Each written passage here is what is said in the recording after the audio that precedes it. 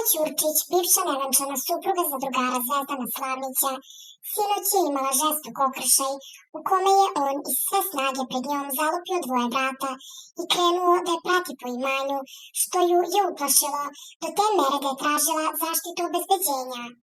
Zvezdan je, nakon što mu je Ana rekla šta misli o njegovom ponašanju, pobesneo i počeo mahnito da šeta po kući, da bi došao do pušionice gdje je stajala Ana, ispred njenog nosa i sve snage zalupio vrata. Ćurčićeva je zbog toga izašla iz bele kuće, a on je izašao iza nje, a onda opet još jače zalupio vrata iza nje. To mu nije bilo dovoljno, pa je pesnicama počeo da udara po staklu.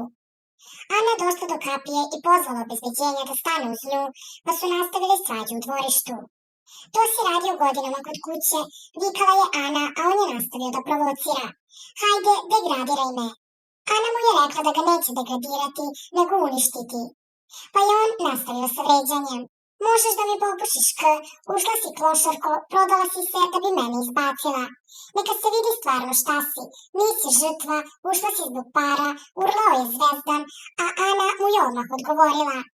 Naravno, kad si mi sve potrošio, ja sam tvoja žrtva, ti si jedan izdajnik, ja sam mangup, a ti si klošar, rekla je Ana. Zvezdan joj je zapretio. Ajde ustani da nešto kažeš, pa ću da te jedo sutra.